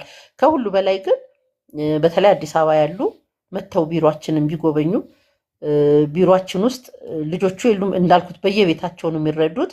አላማዬም እንደሱ ስለሆነ ማዕከል አይደለም ልጅ መግባት ያለበት እናት ይዛው ነው መረዳት ያለበት። ስለዚህ በየቤታቸው ነው ያሉት። ቢሮአችን ግን መተው የምንሰራቸውን ስራዎች ቁጭ ብለው ማብራሪያ ብንሰጣቸው ቢጎበኙን በጣም ደስ ይለናል። አዲስ አበባ ያሉ ወይም አዲስ አበባ ቅርብ ከተሞች ላይ ያሉ አዲስ አበባ በሚመጡበት ጊዜ ይህን ድጋፍ ማድረግ ድጋፍ ነው። ይሄም ይችላሉ። ቢሮ ገብቶም ዶ አድርጎ መውጣት አይዟችሁ ማለትም ትልቅ ድጋፍ ነው። ከዛ ውጭ ያሉት ግን እንዳልኩ እኔ ይህንን ነው ላግዝ የምችለው። አልባሳት ሁሉ እንቀበላለን። ልብሶች፣ የልጆች ልብስ፣ የአዋቂ ልብሶች፣ ለልጆች ሊሆኑ የሚችሉ ነገሮች እኔ ይህን ነው ማገዝ የምችለው የሚል ሁሉ ማገዝ ይችላሉ። ከሁሉ በላይ ግን የሕክምና ባለሙያዎች፣ የፊዚዮቴራፒ ባለሙያዎች፣ የስነ ልቦና ባለሙያዎች፣ የህይወት ክህሎት አሰልጣኝ የሆኑ እነዚህ ሁሉ ለእኛ ስራ ጠቃሚ ናቸው ለወላጆቹ ስለሚያገለግሉና በእነዚህ ዘርፍ እኔ ያለው ማለት ይችላሉ። የኮምፒውተር ባለሙያዎች ሊሆኑ ይችላሉ። እነዚህ ሶሻል ሚዲያ ማኔጅ የሚያደርጉ አሁን ዘመኑን ወጣቱ የያዘውን ፓርት እኛ እንዳልኩ የማኑዋል ዘመን ስለሆነ ከእናንተ እኩል መሄዱም ትንሽ አስቸጋሪ ሆኖብናል እና እነዚህ ዘርፎች ላይ ላገዝ እችላለሁ የሚልም ካለ የትኛውም ዘርፍ ላይ ያለ ባለሙያ ሁሉ ለእኛ ይጠቅመናል እና በራችን ክፍት ነው። ከሁሉ በላይ ለዚህ ቀና ሀሳብ ግን ራሳቸውን ስላዘጋጁ በዚህ አጋጣሚ ላመሰግን ወዳለው። ግን ደግሞ የአላህ አደራ የረሱል ሰለላሁ ዐለይሂ ወሰለምም አደራ ብለውናል። ይህንን ማሰብ አለብን። ሰው ካለው ላይ ነው የሚያካፍለው ሲተርፈው አይደለም፣ ካለው ላይ ነው የሚያካፍለው እና ይህንን እንዲያስቡ ይህንን ማስታወስም እፈልጋለሁ። ለአንድ ሰው፣ ለአንድ ቤተሰብ፣ ለአንድ ልጅ ተስፋ መሆን፣ ረሃቡን የሚያስታግስበት መፍትሄ መሆን፣ ህመሙን የሚያስታግስበት መድኃኒት መሆን ትልቅ ነገር ነው እና በዛ ልክ ያስቡ። ትልቅ እርዳታ ትልቅ ነገር አላደረኩም ብሎ ሰው ማሰብ የለበትም። ትንሿ ነገር ለነሱ እንዳልኩ ቤታቸው ሄደ ሰላም ስላልካቸው በቃ ራሳቸውን እንደ ንግስት ነው የሚቆጡት እናቶች። ምክንያቱም ማንም ጎረቤት አያገኛቸውም፣ ዘመድ ትቷቸዋል። ልጁን ጣይ ተብለው አልጥልም ስላሉ የሚጠይቃቸው የለም። ጉራንጉር ውስጥ ገብተው ነው የተከራዩት። ምክንያቱም እንደዛ አይነት ልጅ ይዘው ማንም ስለማያከራይ የቤት ኪራዩም ውድ ስለሚሆን እና እዛች እንደው በሯን ጠበብ አድርጋ ቁጭ ብላ ከልጇ ጋር የምትውልን እናት አንድ አፍታ ሄዶ ሲያጫውቱ መቆየት ለእሷ ትልቅ ሽልማቷ ነው፣ ምንም ይዘውላት ባይሄዱ እና ይሄ ሁሉ ያስፈልጋቸዋል እናቶቻችን። እዚህ ላይ እንበርታ እላለሁ። ሸምሲ በጣም ነው የማመሰግነው። ማሻላ አላህ ጨምርሽ። እኛን የምናመሰግን ሀቂቃ ኢንሻአላህ። እኔ በተቻለ ግን በተለይ በሚዲያው ዘርፍ እኛ የቻልነውን ሙሉ እንደ ቤትሽ በፈለግሽ ሰዓት በየትኛውም ሰዓት ሀቂቃ ዝግጁ ነን ኢንሻአላህ። ከጓደኞቼም ጭምር ሆነን በየትኛውም ሰዓት እናግዝሻለን። በሌላ ነገርም አስገባኝ የምትሉ ኢንሻአላህ አንድ 20 ደቂቃ ሰጣችኋለሁ። ትገባላችሁ፣ ሀሳብ እንትን ታደርጋላችሁ ማለት ነው። የእናንተን ሀሳብ እንፈልጋለን። አሁን ትንሽ የቀረን ጥያቄ የለም፣ ጨርሻለሁ ማለት ነው። ኢንሻአላህ ቅራሽን ጥያቄ ምንድን ነው? በበጎ ስራዎችሽ ውስጥ ትልቁ የምታስቢው ስኬት ምንድን ነው? አንቺ ያው የኔ ስኬት የምትይው በዚህ ስራ ውስጥ? የኔ ስኬት እንዲህ አይነት ጉዳት ያለባቸው ልጆች ሕክምና የሚያስፈልጋቸው ሕክምና አግኝተው ለውጥ የሚያመጡ መማር የሚችሉት ተምረው ትልቅ ደረጃ የሚደርሱበትን ሁኔታ ማየት ነው የኔ ትልቁ ስኬቴ።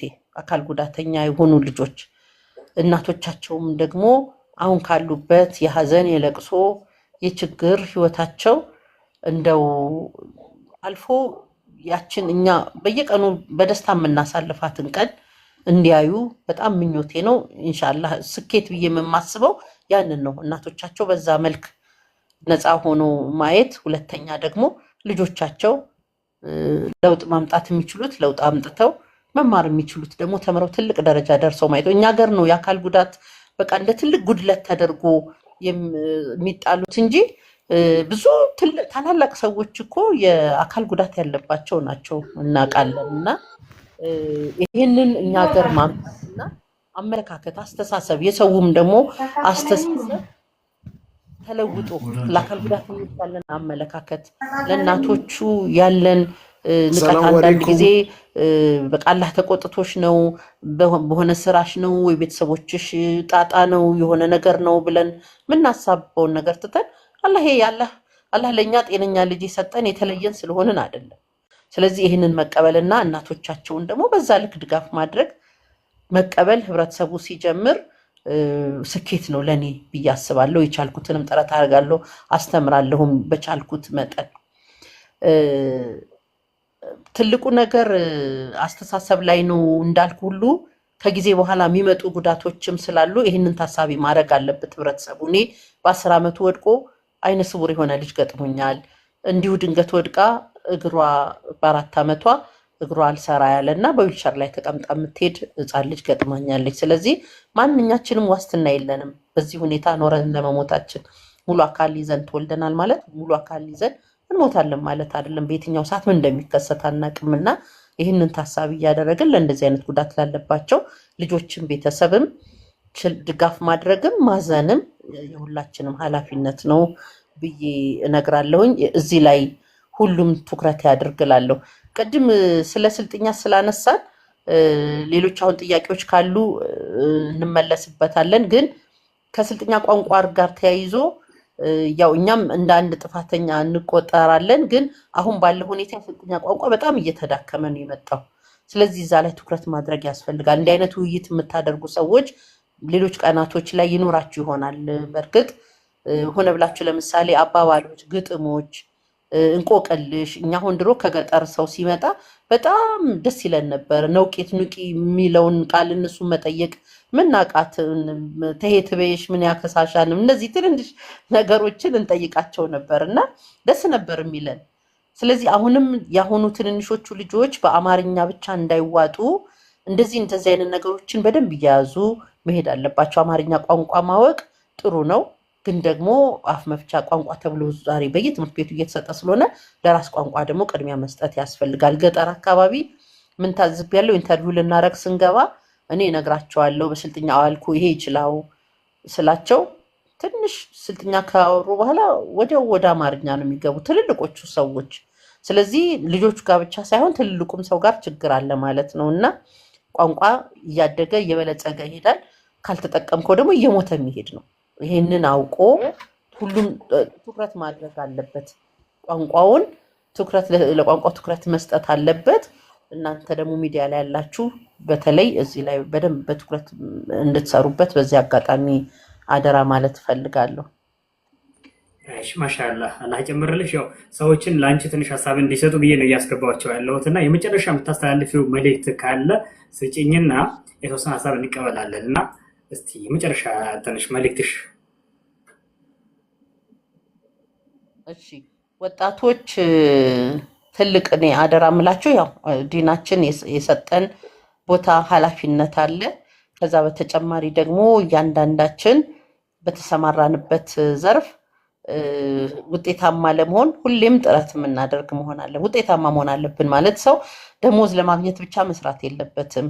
እያንዳንዱ ቀን እንዳልኩ አዳዲስ ነገር እያወቅ ስትመጣ ራስህንም እያሳደግክ ነው እና ብትመጣ ሁሌ ለዚህ ዝግጁ መሆን አለበት። ሰነፍ መሆን የለበትም። እኔ ከስም ቀጥሎ የሚመጣው ቅጥያ በጣም ነው የሚያሳስበኝ እና ለብዙ ሰው እምላለሁ። ለምሳሌ ዙበይዳ ከተባሉ ወይ እሷ ሰነፍ ናት መባል የለበትም። እንትው ያረሱ መባል የለበትም። ስሙ ሲጠራ እሱ በጣም ጎበዝ ነው፣ እሱ ታታሪ ነው፣ እሱ ቅን ነው፣ እሱ ደግ ነው የሚለው ስም ነው የሚያስፈልገን እና በየትኛውም በኩል ከስማችን ቀጥሎ የሚመጣው ቅጥያ ሊያሳስበን ይገባል። ስለዚህ ወጣቶች ለዚህ ትኩረት ስጡ። በመጀመሪያ ደረጃ ለራሳችሁ ክብር ስጡ። ሰው ለራሱ መጀመሪያ ክብር ከሰጠ ብዙ ነገሮቹ ሁሉ የተስተካከሉ። ለራስ ክብር መስጠት ማለት ለሚናገረው ነገር፣ ለሚሰራው ስራ ሁሉ ኃላፊነት መውሰድ ነው ቅድም እንዳልኩ። ስለዚህ ለራስ ክብር መስጠት ከዚህ ነው የሚጀምረው። ወጣቶች ይህን ትኩረት ማድረግ አለባቸው። በተሰማሩበት መስክ ግን ውጤታማ ለመሆን የሚያስፈልገውን ጥረት ሁሉ ማድረግና እንደው ለመኖርና ለማግኘት ገንዘብ ለማግኘት ብቻ ሳይሆን በጥሩ ሁኔታ በተሻለ ሁኔታ ለመኖር ስማችንን በዛ መልክ እንዲጠራ ጥረት ማድረግ አለብን ብዬ ይህንን መልእክት አስተላልፋለሁ። ማሻአላህ አላህ ይጨምርልሽ። ትልቅ ነገር ነው የሰጠሽን። ሀቂቃ በጣም ደስ ብሎኛል አክብረሽን ስለመጣሽም እና ትልቅ የሆነ ትምህርትም ጭምር ነው ያስተላለፍሽልን እና አላህ አክብረሽ። ኢንሻአላህ ከዚህም በኋላ አላህ ካለ በተሻለ ነገር በሌላ ፕሮግራም እንደምንገናኝ ተስፋ አደርጋለሁ። አላህ ይጨምርልሽ እና ኢንሻአላህ ሁላችንም በተቻለ ነቅም በተለይም አሁን ያለፈው አልፏል። አሁን ባለው ከድርጅቶች ጋር በተያያዘ በተቻለ አቅም ከሚዲያ ጀምሮ የምንችለውን ነገር ሁሉ ከጎንሽ ነን እና በየትኛውም ሰዓት ይሄ ቤትሽ ነው እና በየትኛውም ምንም አይነት ጉዳይ ካል በርካቻን እኛ ብቻ እንቻለንጅ ያንን ስራ አድርገን በማስታወቂያው በመስራት ምንም በመስራት ከጎንሽ ነን እና ኢንሻአላህ አላህ ይጨምርልሽ። አንቺ ትልቅ እህታችን ነሽ እና ከአንቺ ብዙ ነገር የምንማርበት ነገር አለና አላህ ይጨምርልሽ። ኢንሻአላህ በሌላ እንገናኛለን። አሁን ኮሜንት ላይ የገባችሁ እህት ወንድሞች ገስት ላይ ጥያቄ ምናምን አይደለም፣ ብቻ ሀሳብ ነው። ጀስት ትንሽ ደቂቃ ነው ያላት። ያው ነገ ስራ አለባት፣ ጋዜጠኛ ናት እንዳለችው መተኛት አለባት፣ ብዙ ነገር ማንበብ አለባትና ማዘጋጀት አለባት። ለዛ ስለሆነ ትንሽ ሰዓት ነው ያለን። አጠር ያለ ጥያቄ አይደለም፣ ብቻ ሀሳብ ነው የምትሰጧት ኢንሻአላህ። እስቲ ከማን ልጀምር? ካለኝ መሁባ ቀጥይ። አህለን ብያለሁ። አንድ ደቂቃ። ሰላም አለይኩም ያ ጀማ። ወአለይኩም ሰላም ወራህመቱላሂ ወበረካቱ። እህቴ ዙበይዳ ስላገኘሁሽ ወላይ በጣም ደስ ብሎኛል። ከአንቺ ጋር በማውራት የራሱ ኩራት ይሰማኛል። እንትን ማስታወቂያ ሰራች ስለ ድርጅቷ የበጎ አድራጎት እኮ እንትን አላት፣ ብዙ ሰርታለች። በሱ ዙሪያ ነው ሀሳብ መስጠት አለ። አሰማሽኝ? አነበ ወጣው እንደገና ደግሞ ተመልሼ መጣው። እሺ የምታውቂው ከሆነ አንድ ደቂቃ ልስጥሽ እስቲ ማስታወቂያ ስራ እንጂ። ኦኬ ለምሳሌ አሁን እኛ አባል መሆን ብንፈልግ እዚህ ጋር እንዴት ነው መሆን የምንችለው? እንዴት ነው ደግሞ አንቺን መርዳት? አካውንት አለሽ ወይ ዌብሳይት አለሽ? አይነኮን አሽነሪ ከቦታ ያቀልናል። ቢታይ ጉዳይ በደንብ ማብራሪያ ቢቶቢ ነው። እሺ ሹክራን በጣም አላህ ይውደድልኝ፣ አላህ ያክብርልኝ። አንቺንም አባል ለመሆን ቅጾች ፎርሞች አሉን፣ በጎግል ፎርም ያዘጋጀናቸው። እሱን በውስጥም መላክ እንችላለን። የፌስቡክ የቲክቶክ ገጽ አለኝ ኡሙ ዙበይዳ ለብቻ አለ፣ ግን ትንሽም ቢሆን ተከታይ ያለው ዙበይዳ አወል በሚል አለ የቲክቶክ ገጽና እዛ ላይም ሜሴጅን ብታስቀምጪ በዛ ልንገናኝ እንችላለን። ፌስቡክ ግን የራሱ ኡሙ ዙበይዳ የራሱ ገጽ አለው። አባላት የምናስተባብረው ፎርም እንዲሞሉ በማድረግ ነው። ብዙዎቹ አሁን እንዲህ የሆነ የቆየ አሰራር ሆኖባቸዋል። አባል ቅጽ ሞልቶ ምናምን ማድረጉ ግን በቋሚነት በቴሌብር ኪዋር ኮዶች አሉ። እነሱን እስካን በማድረግ ወይም ደግሞ ቴሌብር ላይ አሉ፣ እዛ ላይ ዶኔሽን የሚላለ እዛ ዝርዝር ላይ ኡሙ ዙበይዳ የሚላለ የቀን የሳምንት የወር የአመት እንደዚህ የሚሉ የድጋፍ መስጫዎች አሉ። በዛ ማግኘት ይቻላል። እንትን ንግድ ባንክና የአቢሲኒያም አካውንቶች አሉን፣ በዛም እናገኛለን። እንግዲህ ራሴ ገጽ ላይ ለጥፈዋለሁ ወይ እሱን። ፌስቡክ ላይ ግን ኡሙ ዙበይዳም በዙበይዳም ደግሞ እንደዛ ድጋፍ ማድረግም ማግኘትም ይቻላል። እሺ በቃ በጣም ነው የምናመሰግንሽ። በርቺ። ሁሌም እኔ ድሮን ማቅሽ ያው አንቺ ላታውቂኝ ትችያለሽ፣ ግን በርቺ። ማሻአላ ሁሌም እኔ ከጎንሽ ነኝ። ኢንሻአላ በውስጥ ደግሞ ስልክሽን ወስጄ ሞር እንትን እናደርጋለን፣ በሰፊው እናወራለን። እሺ ኢንሻአላ አላህ ያክብርልኝ። ቴንክ ዩ መውባ በጣም እሺ። ቀጥል ስዊት። እሺ ሰላም አለይኩም ወራህመቱላሂ ወበረካቱ። ወአለይኩም ሰላም ወራህመቱላሂ። እሺ ዙበይ እንኳን በሰላም መጣሽ። በጣም ደስ ብሎኛል ስለሰማሁሽ። አንቺ የምትይው ሁሉ እኔ ቤት ያለ ነውና ልጄም የሲፒ ታምንትን ነው ጉዳት አለበት። ሁሉ ቤት እንደዚህ አልፎ አልፎ ይኖራልና የሲፒ ጉዳት ያለባቸው ልጆች አንቺ አዲስ አበባ ነው ያለሽው፣ እኔ ወራቤ ነው ያለሁትና ወራቤ ላይ እኔ በፊዚዮቴራፒ ራሱን የቻለ ሴንተር ከፍታለሁ ብዬ ብዙ ጥረት እያረኩ ነው ያለሁት። ብቻዬን መቆም አቅቶኝ ነው። ብዙ ነገር ያስፈልጋሉ። ከአንቺ ትምህርት መጥቼ እወስዳለሁ። አዲስ አበባም እዝነትም ሄጃለሁ፣ ቴሻርም አግኝቻቸዋለሁ ሄጄ በራሴ ብዙ ጥረት እያረኩ ነው እና ፊዚዮቴራፒ በጣም ለሲፒ ታማሚዎች ታማሚ ያልኩኝ ሶሪ ጉዳት ያለባቸው ብዙ አሉ፣ ወራቤም እንደ ዞንም እና አንቺ አሁን እንትኖች አሉ ወይ እነዚህ ዊልቸር የሚገኙበት ሚንስ አለ ወይ? እኔ አጋፔ ሞቢሊቲ ኢትዮጵያን ምናልባት ካወቅሽው አላውቅም። ስልጤ ዞን ብዙ ዊልቸሮችን ይሰጣል ለነዚህ ለሲፒ ታማሚዎች አካል ጉዳት ያለባቸው እና እነሱ ኤንጂኦዎች አሉ ዞኑ ላይ በደንብ እየሰጡ ነው ያሉት እና ከእነሱ ጋር ትንሽ እኔም ቀረቤታ አለኝ እያወራኋቸው ነው። ዞን ላይ እኛ ዞን ላይ ስልጤ ዞን ላይ የሆነ አንድ ሴንተር ለመክፈት በውስጥ አወራሽ ያለው እናንተ አጋሮኝ ልጅም ቀጣይ የሚያገኝባቸው ትምህርቶች ፊዚዮቴራፒ ስልጠናም ከሆስፒታል ከሕክምናም ጋር ግን ዋናው እዚህ ጋር ሸምስ ምንድነው እንደዚህ አይነት ህመም ጉዳት ያለባቸው ሰዎች ምን ያስፈልጋቸዋል መሰለ? በጣም ትልቁ ወሳኙ አብዛኛው ሙስሊም ቤቶች